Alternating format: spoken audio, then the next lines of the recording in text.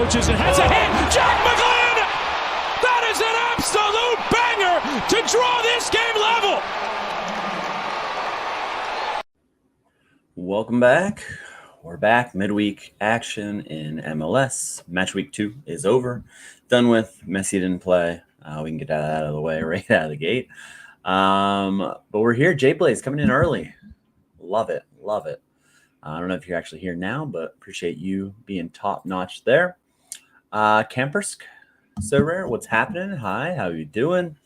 Welcome in as we're coming in. We'll get into, everything that's going on. We got a midweek. We have a few matches. We're in the round of 16 of the Concacaf Champions Cup. Just kind of from a selfish standpoint.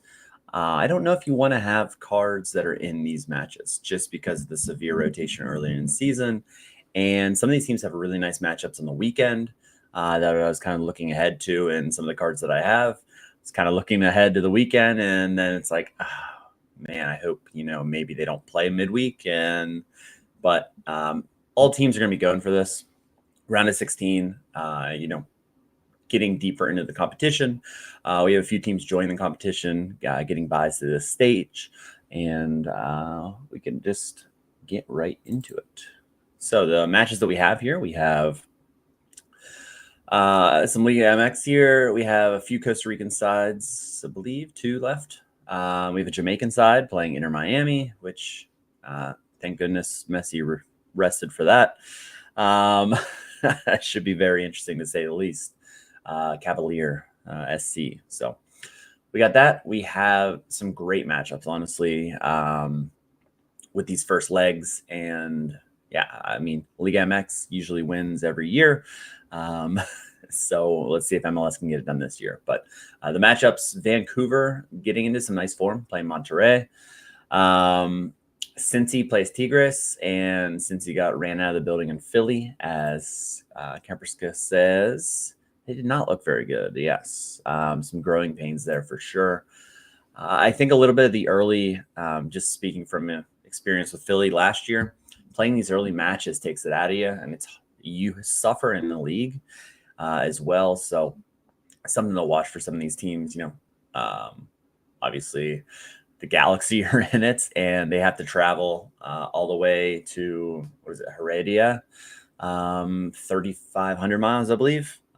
All the way down there to Costa Rica. I think it's like by San Jose, maybe. Costa Rica. So they have that long trip. They arrested some people on the weekend. They had a weird lineup on the weekend. They have a bunch of injuries. Oh, yikes. Talk about Inter Miami. Chivas Guadalajara is playing Club America. No MLS there. Seattle is playing Cruz Azul, which will be interesting as well. And then LAFC and Columbus is the lone MLS on MLS matchup in the round of 16. So if you're kind of new to this competition, 2 legs. So first leg is here.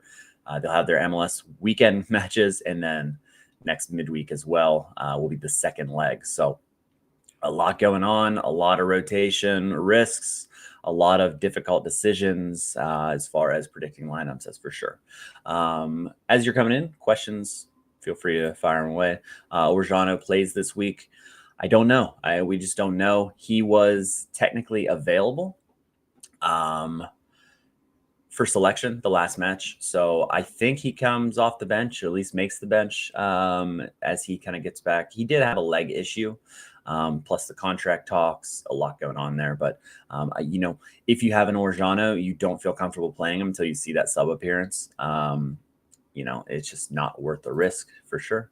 Hatlingen, what's happening? Have you went with my gut and chose Carlos Hill as my classic piece this game week? Not that it mattered, but a win's a win. Yeah. No DNP. So that's definitely good over Messi. Yeah. Mixed feelings about my Messi lineup. So before we get into this week, we're going to wrap up the weekend. We'll go through, how the lineup predictions did, how my game week went, things like that. So let's just start off with how the predictions went. So jumping right in here, it was solid. Our percent for the year is up to 84.66. So that's right where I would like to be. So I can't really be upset with that. 86.17% on the weekend. The midweek was brutal with the 75%, but to be honest, I expect something similar this game week just because it's tough. These midweeks early are tough with rotation. I'm hoping to get 80+%. That would be a win for me. But kind of going through, East went well. The worst in the East was New York City FC with 8, which take that. A couple perfects in Charlotte and Columbus. Colorado is a perfect. Vancouver is a perfect as well. The tough ones were Portland, 7. There was just so many moving pieces there. Tough one there. The Crepeau injury in Friday. We had several Friday training injuries, which shocks me just because I don't think they would be doing that much on Friday, before the match. But we had several injuries directly before. We had Messi info come out after a lock. So with all things considered, 86%, I'm actually pretty happy with that for the whole week. But as you can see, this is in my pinned tweet as always. But you can kind of get an idea of who am I doing well with, who am I not doing well with. Like Real Salt Lake with their rotation, they're out of the Concacaf Champions Cup now, but with their rotation, worst team. So you can see that I'm 68% on them. That is obviously horrendous, but there's been rotation, things like that. So you can kind of look at this completely transparent. Yeah, that's not good, but hopefully it gets better with less rotation risk and just kind of what they're doing there. But you can kind of see, basically like a confidence level in some of these predictions. But yeah. Best Sorare base defender to add your collection, Kai Wagner. He was in all the top lineups this week. That's for sure. Sorare down under. What's happening? Too risky this midweek, so we'll pop. As you have your questions, just bring them in, and we'll pop over here, and I'll just explain my reasoning here. Miami, yeah, Busquets hasn't not played. So, there's always that chance. I'm shocked that Messi, I guess it's a home match. So I guess Messi at home will be fine. Away will be like next midweek, for example. There's just no way he travels down there to Jamaica to play. I wouldn't think, but could be wrong. It just seems like, they take care of business in the first leg. That's why I do have Busquets in my starting lineup, just because I think they'll kind of, not completely go for it, but have a pretty solid. But like if you look at their rotations, Redondo rotated. Suarez has played every match, but they don't really have a backup. Jordi Alba, same kind of situation, but he missed a match already. Based on the rotations, again, Falcone should come in. Aviles coming back from the red card.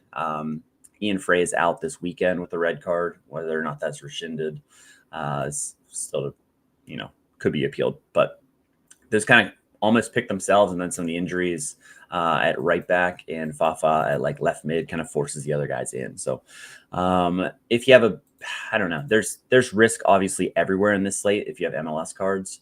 But you would think Busquets plays this one, maybe rotates next midweek. But with the match load and everything like that, that's why I'm at 60% on them. David Ruiz started last midweek, so he's an option. Bright started over the weekend, so that's why I have Redondo in there at 90%. But yeah, I think he's very risky at 60%, but if you don't have any other options or, he kind of just fits in there, I don't see a reason why you don't play him. It's just DMP risk. Yeah, he's mad expensive, but I mean, he's been the best so far, and there's not many good as far as elite options on defense, just based on that. For the weekend, I'm going back to with Aaron Herrera. He's a solid option, good matchup. He just scored really well over the weekend. As long as they don't play 3 in the back and he plays right center back, because that just completely nerfed him. But yeah. Who from the Philly to add also to the collection? Just keep cheap cars playable. I mean, the guy that won D1 had a Philly stack this game week. If all the Philly stacks won, so. Right now, they couldn't play better, honestly. So you're probably buying the high if you're buying any of the guys. plus just matchup based. They do play New England, I think, on the weekend on the road. Yeah, which isn't the worst matchup just because New England struggled so far. But, road compared to home can be tricky, although they did take care of business in Orlando. Tabaribo's been obviously amazing. And yeah, Sullivan's been really, really good as well. Another thing that this isn't public, but I have this MLS player ratings that basically just take the SofaScore ratings. It's just another comparison tool. But this all players just kind of ranks everybody and ties at the top there. 8.75 average rating over the two matches. Petter Musa and then Messi is the top three. So this kind of helps me just kind of track just on the whole.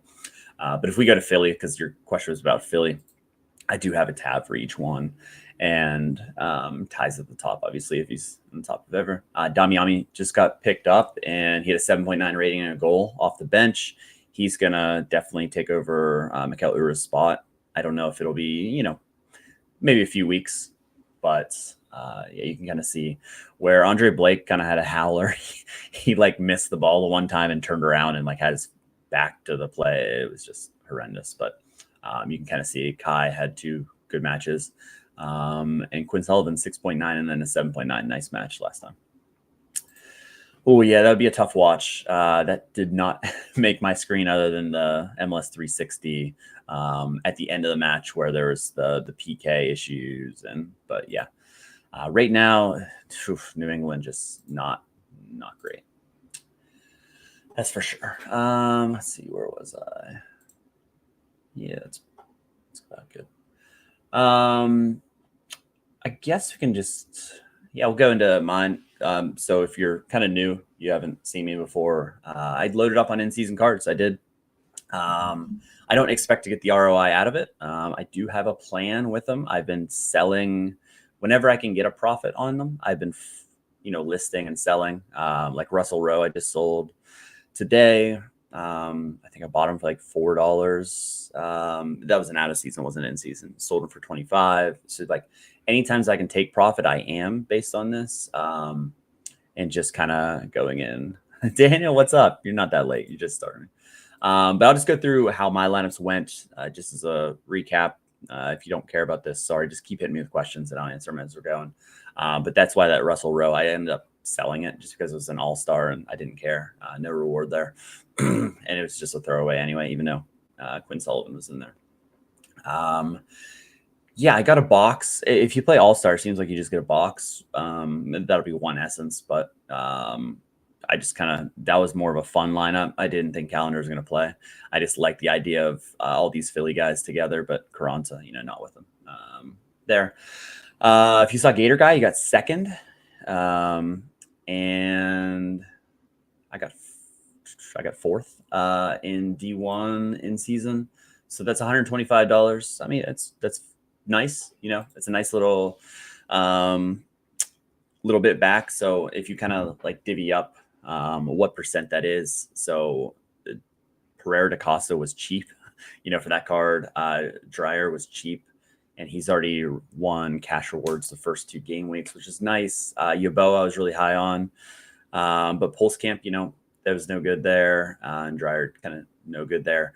My captain decision, I was high on Yeboah, but I don't know how Kai didn't make the captain because I captain Kai every time, even though he's on the road. But it is what it is. It wouldn't have changed anything. I was still pretty far behind. I might have gotten third, but yeah, that would have been fine. But that's pretty crazy because that was my like second tier lineup after the Messi lineup. So pretty happy with that. Team 1, I didn't get relegated, which is a huge win. But at the same time, like Schulte's clean sheet, I missed that. Forsberg, you put Forsberg, over here maybe, and Schulte over here. But a lot of games of what if. Vander scored, but didn't score very well. And then the Messi DMP, of course. But I'm kind of ecstatic that I didn't get relegated. But I'm sure a lot of Messi guys did get relegated. So, yeah, stayed safe in the D2 team. Nothing really going on there. That was actually a horrendous roster. But, yeah. Hill picked up the ball from the defenders, got to the wingers. They lost it. Repeat, yeah. it was just not good from what I saw in the player ratings, things like that. Just not good. I'm getting a little bit of essence. Got 15th in Classic D3, so at least getting these up.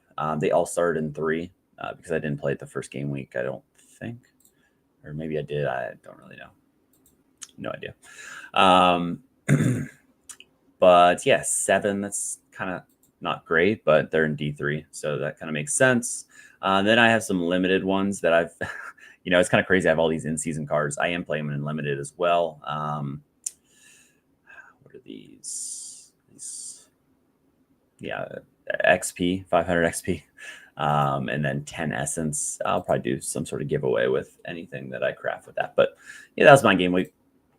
We take it, we move on, and keep treading along. You managed to stay in D1 as well with Messi. Nice. I feel like there are so many Messis in D1 that, as far as like classic, like I think that's what a lot of people are doing. That's what I'm doing. But yeah, so that was my game week. I'm happy with it. 4th place, $125. Yeah, we'll take that. We'll move on and see how we're going. So right now, through 2 game weeks, and these count like some cards sold as well, and it's just taking like the profits. So right now, I am sitting on $188.62 of total rewards from the MLS season, and this is just all what I've generated. So like for that Russell Rowe, I spent $4, sold it for $25 after the fees, $25. So that would be $21 towards that rewards. That's kind of how I'm calculating that. Then like each player's reward. So my favorite one would probably be probably Dryer. I spent $54 for him, and he's through 2 game weeks, he's returned $21. So I'm pretty happy about that. Some of the other guys that I bought just for the min price for collection pieces, Mohamed Sofo scored. That was nice. Ricketts, McVeigh. Or just some of them that were nice, but no. No under 23 Champs League or European League keepers this week. I feel like I have a lot of outfield cards screwing the waist. Yeah, kind of felt like that before. I have a couple Schultes, and that's it. Yeah, and that's it. So, but like if you're playing All-Star, just kind of, I sold up everything else, so that's makes it a little bit different for me, but as far as like All-Star, I don't really have an incentive to like go out and buy cards for All-Star. Like I have my Messi. I have a pretty competitive lineup, but like if I didn't have a goalie, I wouldn't go out and buy one just because if you're doing it for All-Star, it kind of doesn't make sense. But like if you have Champs League players, things like that, picking up an extra guy for those competitions would make sense. But yeah, I'm kind of just standing pat. Going with I can fill 2 lineups, 2 okay lineups, and just kind of prepare for the weekend, which it's a shame. Like these Concacaf Champions Cup, you kind of don't want your players to play in these, to be honest with you. All right, so let's jump through these teams. I already talked about Inter Miami. A lot of risk with these. So we'll talk about kind of the certain risks that go with it. Pin tweet, again, go back to this. We talked about Miami. Let's see, can we zoom out a little bit, actually? That's good enough. We talked about this out of the preseason stats in these, and then just kind of how they're doing. Orange means that they are questionable, or they were listed as questionable. So Cello Weigand, however you're going to say it, Weigand, he was questionable with a hamstring, and so was Fafa Picault. That's why they're orange, and kind of going from there. But it kind of gives you a tracker and allows you to visually see, okay, what's happening and how many minutes they played. And this is just a huge part of my process personally. And again, this is free for you to use or not use. But this is kind of my behind the scenes, not really behind the scenes, but this is what I do. So you can kind of see what's going on. Calendar made the bench, but again, just Mascherano doesn't like him. And this is just me reading into things, but we also can't trust Mascherano based on his Friday presser. He said Messi didn't need to rest yet, and he rested. So he's on my Phil Neville list of people who we can't trust. So that's wonderful, wonderful news that you can even watch the pressers and it still doesn't matter.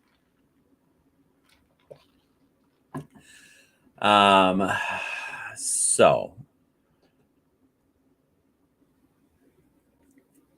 Mohammed, what's happening? Thanks for coming in.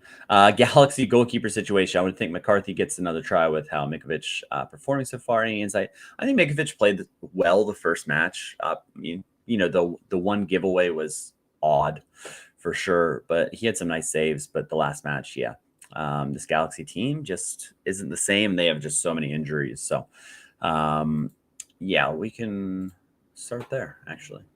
So the Galaxy are traveling. Based on this is Sorare inside. If you are looking to join, code DEEK10 gets you 10% off and supports kind of what I do. So I appreciate anyone joining through that. So what was that formation number one over the weekend? And this is just a recipe for disaster as far as what are they going to look like here? What are they going to look like on the weekend? Because it just seems like there's not a lot of kind of continuity, or we're not even going to know what formation they're playing. They went to 3 at the back, but he said that wasn't like a full-time thing. It was just kind of a happenstance. But yeah, 50-50 on your goalkeeper situation. I just think that there's a chance that, okay, so Mikovic was given the league. I think McCarthy might get the cup matches to kind of give him some action as well. I could be wrong though. This is just a gut for me. I just feel like it is. If you have either keeper, you don't feel great about it just because there's that risk. You don't want that with your keeper, of course, but yeah, I'm leaning that way. But again, a 50-50 shot, that's kind of brutal. Injury situations, man, it's brutal. Sanabria broke his collarbone, so he's out for a decent amount. There's a lot of different other injuries. Nascimento, he's still dealing with a groin strain, so he hasn't appeared yet. Carlos Gar says it was a calf issue. He was limping before he subbed at halftime. Doesn't seem long-term, but he's going to be a doubt. So I did like kind of split him up with Yamani. Yamani popped up on the availability report post-lock with a hamstring issue. It's not deemed serious, but again, this travel, there's a toss-up there. One of them I think could very well play, or neither of them could play. This position really makes, are they going to go 3 at the back or no? Zonka started last match. He's still a backup piece unless Garces is out, in my opinion. Yeah, Yoshida's solid. He's just a dependable center back for sure. Yamani is a really good right back. Like, as bad as the Galaxy looked in that first match, he looked really good. He was kind of doing everything.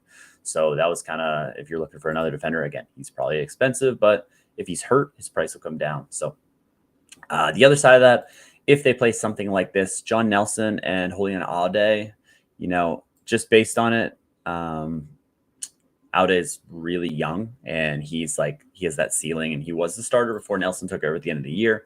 He could get, a shot here. In the midfield, they're kind of running out of bodies. So I have Cirillo being pretty locked in just because they don't have other really players. Elijah Winder would be another one. And Peck, he's Peck. He should play. Harbor Miller is a young kid. He got his first game minutes. And then up top here, Christian Ramirez didn't start. It was Miguel Berry. Marco Royce didn't play as far as he didn't start. If you kind of look back over here, he played 19 minutes. So that just screams that he's starting in this match. That's why I went 90%. It was kind of unexpected that he wouldn't start the last match. But yeah, they have a good draw. It's just where their team's at. I don't know if they'll even be able to handle them. Because RSL was knocked out by Heredinho, I believe. So yeah, a lot of travel, 3,500 miles.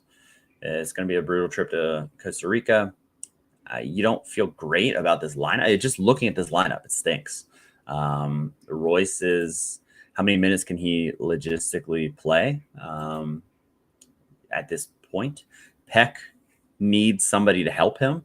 Him without Puig really changed a lot. And then kind of, you don't love, this looks like a backup team for an MLS level, which outside of maybe, Peck is still good. It's not like he's not good, but this is kind of a secondary team. So you don't love anything you see here.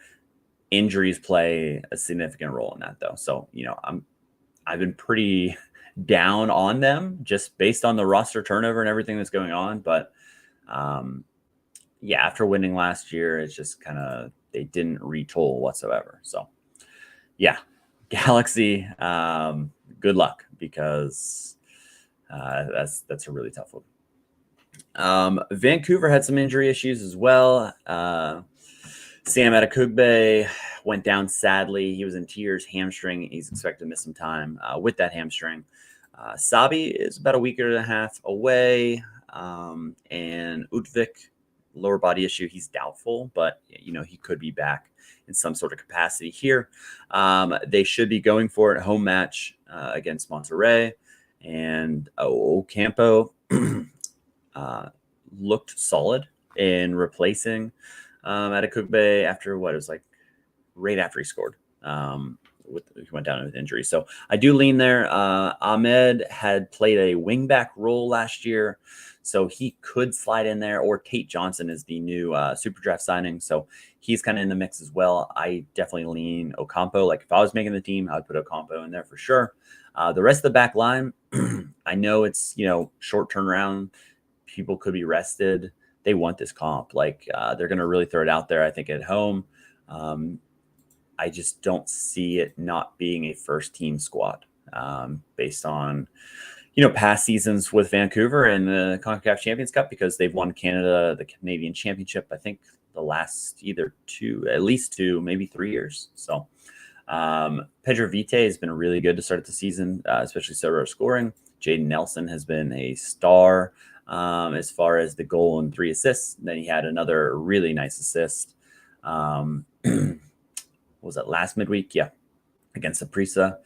Brian White continues to score goals. He's not going to give you the AA, but whenever he's scoring goals, that's great.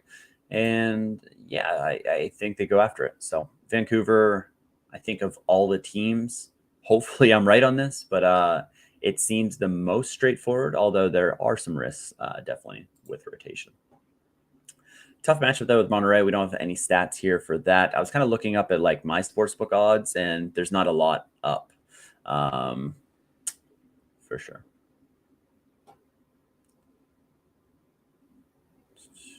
Gauld was also not that great. Yeah, I mean, he didn't play that well. Yeah, didn't have a good match, but he's been solid outside of that. I think he'll pick it up a little bit. He was solid in the first Saprissa. He was really good against Portland, but then 2 okay matches back to back for him. He's going to be good this year. I have no issues with him at all. No question marks on him personally. And he's surprisingly good on the road as well. If you look at his road home splits, they're actually not as severe as you would think from like previous years. We'll get to FC Cincinnati coming off a brutal performance. And we have some question marks, that's for sure. We talked about Orjano earlier. So Orjano was available for selection per the presser, but he wasn't in the team last weekend. If you have his card, you're just not playing him and expecting it. Like, even if he starts, like, that's just not a good decision, in my opinion. So that's, again. The back line, they've rotated in the cup, but now they're playing a real opponent. So while guys like Adnan played, Powell has a good chance again, just based on rotation. But Hadebe, Robinson, and Gilberto Flores right now seem like they are the preferred 3. Until Miazga gets back, he's doubtful. So he's almost back, which is a good sign. Whenever he's back and he's healthy, he should be the central defender with Miles Robinson moving out to the right side and Hadebe on the left side. That should be the preferred 3. In my opinion, Hagelin is more of a bench option, veteran, but whenever he's full health. As far as your wingbacks, it should be Yedlin and Engel. Again, should be Buka, and Buka actually came off the bench. Anunga started back-to-back matches. So that just kind of screams that Nwobodo would be starting beside him. So in my opinion, And then as far as Evander, again, he seems like he's in good, I wouldn't say form. He scored, but he seems like he is in good fitness. Kubo is the one that I'm not positive. He seems like he could be the guy that gets rotated and then plays on the weekend, with Corey Baird kind of in that rotation sequence, coming back into the team. Again, when Orellana's in there, he should be the guy that starts there, relegating both of those guys back to the bench. Kubo is an interesting situation just because he can play so many different positions. He's still going to get minutes, regardless of if he's a backup.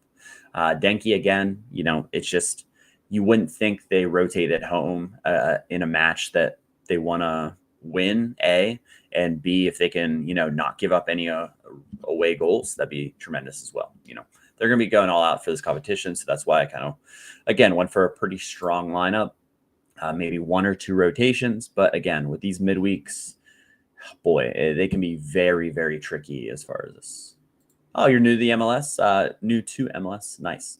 Trying to learn the new players. Yeah, there's 30 teams, so it's pretty immersive, and it can definitely take a while to get used to some of these. So we got that one. Already talked about Miami, so we'll get down to our last 3 teams here. Seattle. So again, Seattle has been a question mark based on what they've done, and I do think they keep some of that order kind of going. A question mark is Jordan Morris. He's played pretty much outside of last midweek. He played 45 minutes. He's played pretty much every minute, as far as at least starting all 4 matches. There's a chance he could maybe get rotated, and then Jesus Ferreira could play in his position if Rusnak starts as well.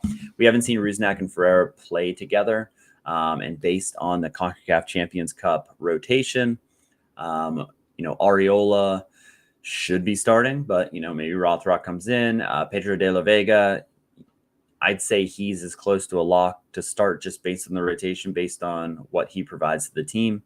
And as well, I'm high on Ferreira playing just because they both didn't start last match. They've been rotating pretty heavily. But the elephant in the room, and I've been stalking his Instagram and I've been looking for pictures. Alex Roldan, I have not seen a baby picture, so I assume his wife is still in labor.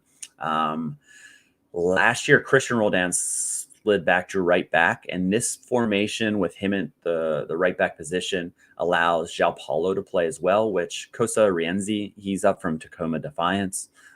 It just gives them a better 11, in my opinion. I don't know if they'll go this route, but this makes the most sense to me personally. Reagan was rotated on the weekend, played 21 minutes. Yamar played the full 90, and he started all of them, but last midweek he only played 57 minutes. So there's a little risk with him. But as far as like John Bell just played on the weekend, Nuhu Tolo, he's been on a rough start. He's had, a clinical finish in his own net. He's just not having a good time out there. So he's kind of maybe they give John Bell another start, but John Bell can play left back or left center back. But then Vargas and João Paulo would be in there. This is the Christian Roldan. Roldan, I have him at 80%. But other than that, that's just kind of what I think. Sorare Bundesliga, what's happening? Thanks for coming in. Appreciate it. Reagan was also in one. Yeah, glad he got subbed on. Yeah, he was kind of surprised. Frey 90% seems a bit higher. They prioritized. So Steph played the first leg of the last match. I guess it would be called the first round, whatever they call it. He played the first leg, and the reason Thomas played the second leg is because they're already up 3-1 with 3 away goals, and you knew a lot of rotation was coming. That's kind of why I believe on that one, I was 70% on Fry and 30% on Thomas. But yeah, maybe I'm a little high on him for 90%, but they want to advance in this competition. They just do. So if you think back, they're the only MLS team that's won it. And you have to go back several years for that. This is, if you're kind of new to CONCACAF, this is the Champions League, same kind of name, but this is the Champions League of the region. So Some teams don't prioritize because, they rotate whenever they're playing certain teams. Like Seattle played an absolute horrendous team the previous week. So getting out to a home match against Cruz Azul, that's a step up in competition compared to their last match. And that's kind of why they played Antigua, who's actually, I think they're first place in their league, but still not very good. And they just rested them there just because they were already up 3-1. They were at home. It was just never in doubt. So that would be kind of the reason, in my opinion. But sure, Andy Thomas could play, but I am going to stick with 90% personally. But I'm sure other people probably have him less. But I just don't really see them benching him, but for this competition. But I don't know. Could be wrong. Then we got the only MLS, all MLS matchup between LAFC, who they're winning, but they're not looking really phenomenal like Boanga. I expect a lot more from him, especially with some of the weak schedule spots to start the year. Taking on Columbus. So this is a tremendous matchup. LAFC went to a 3-4-3 right last match. What'd that look like? Yeah, 3-4-3 last matchup. Cherundolo said after the match that was just like a one-off. It wasn't tactical. It was just to give one of the midfielders some rest because they don't have any backups. But it's kind of rough there because they only have Delgado, who he's the one who subbed out, and Igor Jesus, played a little bit less, 61 minutes there.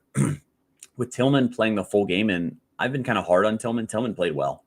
He played well in that match, so I appreciate that. I really appreciate that. That's very nice of you to say. You're probably the goat of Bundesliga, so right back at you. They have Saldana, who just signed a real deal. He was on LAFC 2. They have Jude Terry, who's 16. He was on the bench in the last match against Colorado. They just don't have any midfield options. So that was just to give them some rest until it says March, a few more weeks, I think, is what I saw for Odin Holm coming from Celtic on loan. But until they get him in, and again, I feel like he'll be a rotational piece to spell some of these guys. Or like if Tillman gets back into a funk, yeah, you could start over him. But I would say, this is just speculation, but long term, whenever Under comes in, I would really like to see a 4-2-3-1 where you have Igor Jesus and Delgado in the midfield, or if you want Tillman, but I just prefer those two. You have those two in the midfield. You get David Martinez to play the 10 role. So, I feel like that's more of his position than on the right wing, just based on, scouting that I've seen of him, that he could play really well in that role. That lets you get Under on the field, Boang on the other side. And then, at this point, is it Abobasi as the starter over Giroud? So, I don't know. I would like to see that. I don't know how realistic that is, or if like Cherundolo would even do that, but I don't know. That's just kind of me thinking out loud, basically. With that, so they did kind of rotate some people. Delgado should be pretty locked. Hollingshead came off the bench. He should be pretty locked. Aaron Long, I haven't found any information on him, but the good news is, I guess I don't have to put a question mark there. We know. He has a leg issue, a leg and knock, and he was questionable for the last match. So if he was questionable for the last match, that makes me lean towards he should be available for this one. But again, LAFC news is kind of tough to come by. I just haven't seen anything that tells me either way. So if we jump into them, I'm at 45%. As far as just eye test and looking at, SofaScore ratings, looking at, goals, things like that. Honestly, I know he comes up as Burgess here. Nkosi Tafari coming over from FC Dallas, he looked fine. Like he looked like he could fight for a starting position, in my opinion. So if they want to just roll back with him, I think they could do that. That's completely fine. I went Marlon. Segura played 90 minutes on the weekend, where Marlon was subbed after, I think, maybe 61 minutes. Did I write it here? Yeah, 61 minutes. So based on prior rotations, and to be honest, Marlon's a lot better than Segura. I just don't think Segura is very good. Chanot's still coming back from that head injury, so I don't see him starting out of the gate by any means. But should see a 4-3-3 based on Turndo's comments. Palencia, the racism issue that he had with Awazium, not unfounded. Sorry, misspoke. No conclusion to that investigation yet. So I would say he's still risky. That's why I'm at 70%, just based on he might get the yank. He might get like a 3-match suspension, something like that, after they're done kind of going through that entire process. If you look at past offenders, Kai Wagner did it. I think he had a 2-match suspension, which seemed a little light. And then Dante Van Zier got, a 6-match suspension previously. So that's kind of what you're looking at if you're a Palencia holder. Based on all parties, it seems like it's a real thing that he did maybe say something. But again, don't want to say anything until it's actually concluded and we have the information. So Hollingshead would likely slide over there to that right back's position, and I would like to see Smolyakov, the new signing, or Yeboah. Yeboah didn't look bad at all. He plays more of a wing back role, but he played pretty well in that 3-4-3 system. Bouanga, he's got a motor, but he's just not in great form so far, which is interesting. Talked about the midfield already. Based on rotation, should be David Martinez in there for the start. And I do have Giroud starting based on the rotations. Bobasi's outplaying him by a mile right now, and I wouldn't be surprised if, as we get further down, Giroud's just a guy for like 20 to 30 minutes off the bench. So if you are your only job is to score and you don't score, you're probably going to lose your position. But yeah, so that's my kind of inkling on LAFC, and their opponent is the Columbus Crew, and they didn't rotate at all in the weekend. So it just kind of makes it a little bit trickier as far as this. He's a left winger. Bouanga. Camacho still kind of coming back from his adductor injury. As far as the back line, I hope he doesn't get back in the starting lineup. I don't own any of these guys. I just think Columbus is a lot better with Chaburko through the middle on that back line, and Amundsen on the left and Moreira on the right. Could we see some rotations with this being a road leg? Maybe like a guy like Andres Herrera. We saw last year he would get some rotation time, maybe like starting for Farsi. Arfston, as far as his situation there, he could play as a further up the pitch. Diego Rossi, as far as whenever Russell Rowe came off, and Russell Rowe came off due to cramping. It wasn't an injury.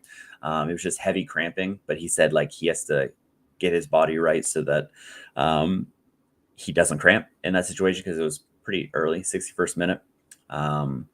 They just didn't have that attacking presence with, Diego as a false 9. So Russell Rowe isn't huge. He's like 6 foot, maybe 6'1" at best. I feel like he's only 6 foot. But just gives you a little bit more presence up there, which is my kind of only. DeJuan Jones could start at left wing back, sure. That could be an option. Should be Nagby and Zawadzki, sure. Shambost was the other guy. He was cramping in the 89th minute. That wasn't a planned sub by any means. He was just cramping pretty heavily. He should start, but a guy like AZ Jackson, I don't like him, but some people do. I give him 50% just because this does feel like maybe he gets a start and maybe somebody comes off the bench type situation. But with them not rotating on the weekend, that just kind of throws a wrench into the plans. Maybe they plan on rotating here, but again, that's pretty tough. And with the lack of actual options on the bench, it's just kind of hard to see them rotate too heavily. That's the lineups for the midweek. As far as the teams that I cover, I think all the teams that I cover won. Sporting Kansas City didn't. Oh, Real Salt Lake, they also lost. But so only one less team this midweek to cover. Yeah. It's Hershey. Who'd have thought? Not us, right? That's insane. If you said before the season that Philly would go through at Orlando and Cincy, and then Vancouver, man, they're looking really nice as well. I'm pretty bummed for you that Adekugbe got hurt because he was really playing well. I was really high on him coming into the season, just as a, not many defender options in MLS, and that was one of my early buys, and I was really happy with how cheap he was, and he was getting to be in that scoring goals and doing well. But it's a bummer for him. Maybe Gall picks it up here, starts getting back to his ways. So congrats to you. Hopefully this midweek take care of business against Monterey as well. That'd be pretty sweet. But yeah, if you guys have any other questions, keep hitting me with them.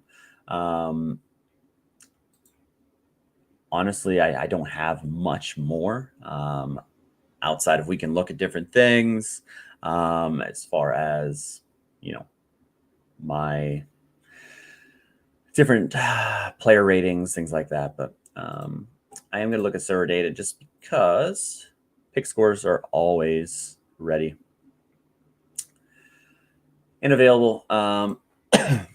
Let's take a look at just MLS and see what kind of options we have based on the pick scores. And I'll give a little bit of feedback just because I don't do a RotoWire article in the midweek. I do it, later.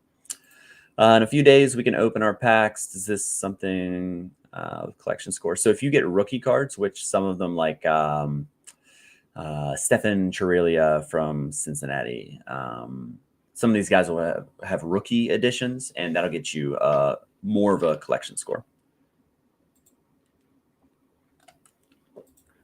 Yeah, absolutely. That's kind of, I mean, as far as like a Philly fan, we're playing exciting. We're pressing. I know it's Bradley Carnell's way of playing, but we're not sitting back and just hoping to hit on a random counter or long ball.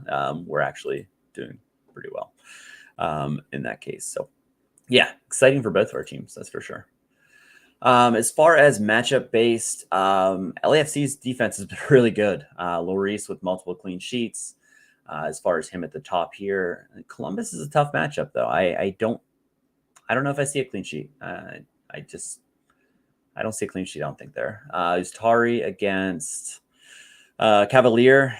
You would think they keep a clean sheet there. That seems like it could be a bit of a bloodbath there. So I don't see much AA coming from him. John McCarthy. Okay, so everyone else is on the train of him starting. Again, these can look completely different in the morning. I wouldn't buy in completely into these as far as everything. Like Celentano didn't play the last match, but that was just, again, they were rotating because the tie was over. They didn't really have anything to play for. But yeah, Herediano, it's going to be a tough one. I watched them knock out RSL, so that'll be an interesting one. Steph Fry against Cruz Azul. Like, these aren't good matchups. Even though they're home, everything like that, they're not good matchups. So tough teams, the Mexican League teams. I know Leagues Cup is different. Yeah, that's kind of there. Yeah, Greg Van needs to stop with his goalkeeper experiments back-to-back years. Stick with McCarthy. Yeah. It's brutal. Like, goalkeeper's the worst because you spend all that money for a goalkeeper and then there's rotation. It's just rough. Chris Donovan, no, do not get Chris Donovan if you're expecting him to start games. They just got Damiani, who is likely to be the starter over Ura eventually. Ura, I think he's going to leave this summer. So Chris Donovan is just a off-the-bench spark guy. Yeah, he's not worth getting. Any chance Calendar regains number one spot?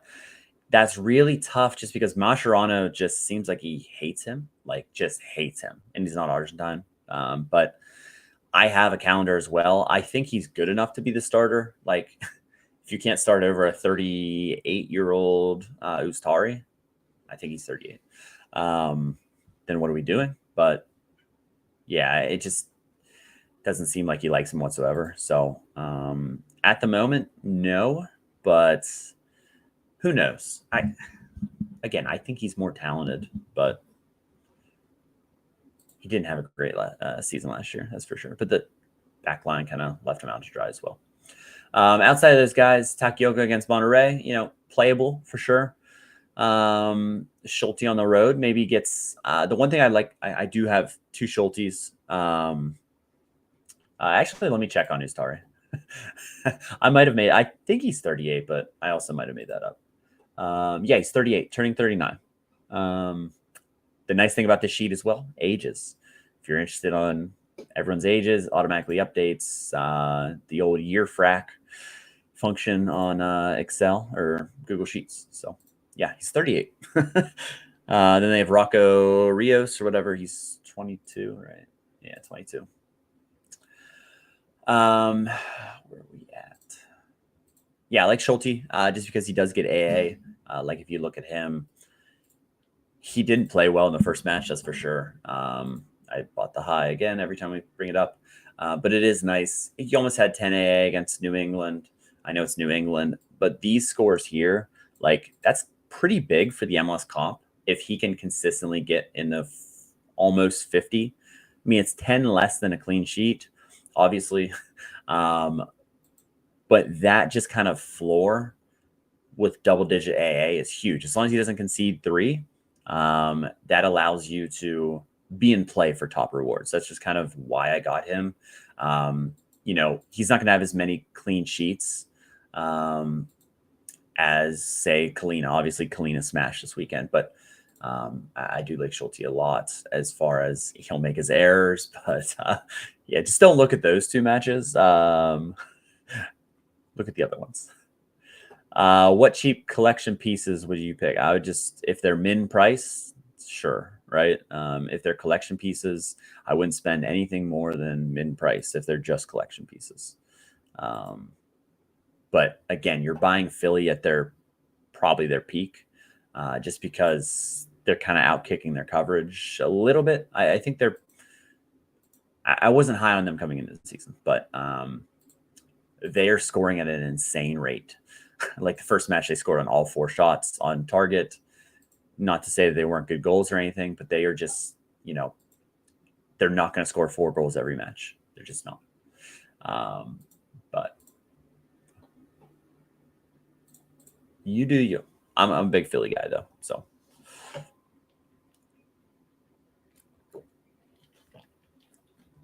Jordi Alba is surprising this weekend. I guess yesterday. I was kind of shocked that he didn't score better just based on, big win. You would have thought he would have done better. I know he lost a clean sheet, but scoring a 38, I know he had a yellow as well, but that's just pretty brutal for a guy that I was expecting like 60 plus from pretty regularly, just based on last year, same thing. But maybe, I'm not going to do a knee jerk, but he's 35. So maybe he has some issues with, just slowing down a little bit, doesn't score as well this year, but I don't want to read too much into it. I think he'll still be fine. I mean, he showed against Sporting Kansas City, 20 AA and an assist. It's just a slow start to the season. So, yeah, I think Alba, if Alba starts in this matchup, he's going to have 60 plus. I mean, he should. If he doesn't against Cavalier, however you say it. Yeah. Falcone is interesting. He's like an old school guy. I kind of like, he has great hair, just, floppy hair, just kind of like a motor on the back line. I liked seeing him start for the first time. I was very pleased with what I saw with him. Avalos coming off the red card. These guys, they should have that 10 points kind of baked in with that clean sheet unless something weird happens. Maybe Cavalier scores one, but yeah, feel pretty good about them. Yamar hasn't scored out of the building, that's for sure. L5 of 40. They play Cruz Azul, not a great matchup. They are at home though. Yoshida, making the trek down there is solid. Hollingshead at home should be solid. Angle, as long as he starts as long as Halsey doesn't start over him against Tigres. sure, fine. But again, all these are pretty difficult matchups outside of, your Inter Miami, and I just can't trust LA Galaxy. So while they're playing a inferior club, going down to Costa Rica is going to be difficult. So that's the mids, or sorry, that's the D. The mids. Oh, Ryan Gauld at the top. You love to see it. So Gauld playing Monterrey. Redondo should score pretty well. They should have a ton of possession, racking up possession stats. Maybe even a decisive, maybe gets an assist. Vander against Tigres. Didn't have any AA last match, just the goal. They did also concede 4. Christian Roldan, it depends where he plays. He plays centrally. He can score well. If he plays right back, maybe he takes a little bit of hit to his scores. But Bouanga, I know he has mid and forward cards. He's in there. Segovia, he was tremendous last match. Delgado, fully rested. That could be a good play for sure. Chambos at LAFC, tough matchup. We've kind of hit on the rest of these guys. They got Rusnak at 67%. Redondo looks like a yellow card merchant. Yeah, he gets a ton of yellows. We'll get into yellow card suspension in MLS is after 5 matches, and it's every 3. We'll get into all that fun and the debate of if someone's suspended or if they're not suspended, because we always have that every year. So, Berhalter's on a decent amount of sets. He's always interesting, but I don't think his upside is crazy high in this matchup. Your LA Galaxy guys, if you can trust them, Marco Royce should be in for a good matchup, but we'll see on him. Forward at the top should be Messi, and is obviously Messi. Devin Martinez, if you look at his scores, he scored well. In the previous start against Colorado, 20 AA, 10 AA here. So as a forward card, getting that double-digit AA is nice. Yeah, for sure. Came off the bench, so you don't worry about the bench spots. But yeah, double-digit AA should be in line for double-digit AA. He has a great shot. He's ripped a few that just missed. He's always, looking to score. Suarez, as long as he starts, but they don't really have a backup option unless like Robert Taylor plays the position or, they do something funky. He started every match, and he just came off, a goal and 3 assists in 100. So if he's still banging 100s, that's crazy. Bad refs, no red cards, no pens, etc. Yeah, that happens as well. Peck, in theory, on paper, he should tear up Herediano, but again, no Pooch, no party. Bouanga, you would think he would get it back together. Who knows? Allende. I like Jesus Ferreira. Cruz Azul's tough, though. That could not be the best matchup in the world for a team just lost to Real Salt Lake, who looked like one of the worst in MLS, but maybe give him a pass. De La Vega's looked really, really good so far. He's making that second-year jump, which is good. It's just about staying healthy for him. You hate to see it, but last year he was just made of glass. He was like the Andre Blake of outfielders. Jaden Nelson, obviously, we talked about him earlier. Good start for him.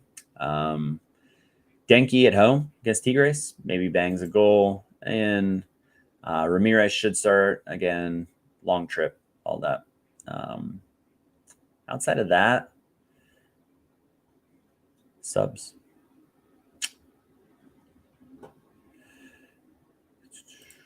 Vargas got subbed. Yeah. So again,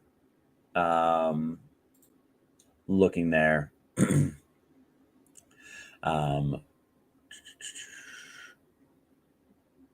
Obed Vargas got subbed.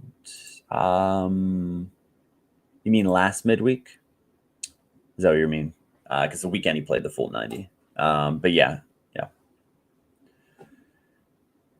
Yippee-ki-yay, what's happening? Yeah, it's 41%. Yeah, that's home advantage in MLS. But for if you explain that to somebody, how is, X favored in this? Yeah, absolutely, it's MLS. But then you have Sporting Kansas City was also favored against San Jose. Saw how that went.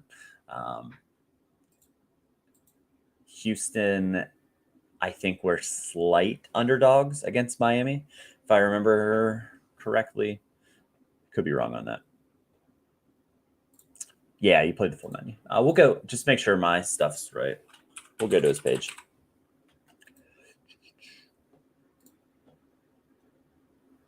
Yeah, so over the weekend he played full 90. He didn't play at all the previous, which they rotated a lot of guys though. So I feel pretty confident. I think it was a 75% on him, just based on he's an engine. He doesn't really have any fitness concerns, and it's a big match. So I feel pretty confident on him. But again, playing 90 throws it a wrench into that a little bit. But he should start. Another one, like Seattle and LAFC, they play each other on the weekend as well. So that throws a wrench into, like, are they both playing B squads? That's a huge match in the Western Conference. So it's tough for them to balance these things, especially like I would think you go after it in the first leg at home. And then if you have a poor result, let's say they lose 4-0 at home, I mean, then you kind of just pack it in the second leg, ideally. But yeah, tough early fixtures with Champions League, Champions Cup, and it just kind of is a detriment to teams. Like last year, Philadelphia couldn't get out of the funk because they just had, Andre Blake got hurt. They just had so many issues with these midweek matches, and didn't have the squad depth really, especially like at center back, things like that to get it done. So yeah. Any other questions? Maybe I reload this page. Maybe we get some more stats here as sportsbooks post. Yeah, we got some nice. We got Vancouver. So just kind of going through, and I'll give a quick idea. So Pumas Alajuelense, I believe that's Costa Rica. Heavy favorites. Pumas shouldn't have any issues with them. Solid Costa Rican side, but just a pretty big disparity between those two. Whitecaps, 41%, Monterrey, 37%. I agree, that's a toss-up. Home advantage, but I do favor Monterrey in that leg.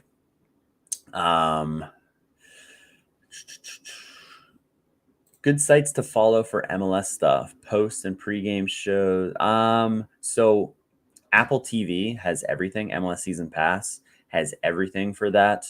It's around $100 for the season, I believe. Or if you're T-Mobile, if you're not from the US, I don't know really how it works elsewhere. But if you're a T-Mobile subscriber, T-Mobile Tuesdays, they give them away. They gave it away for free this year. I think they did last year too. But yeah, that's where I watch everything. They have MLS 360. Oh, you have Apple. Oh, you already have it. Yeah. So yeah, they do have pregame shows, the countdown show. MLS 360 is what I usually watch, and then you can watch all the matches. But outside of that, there isn't many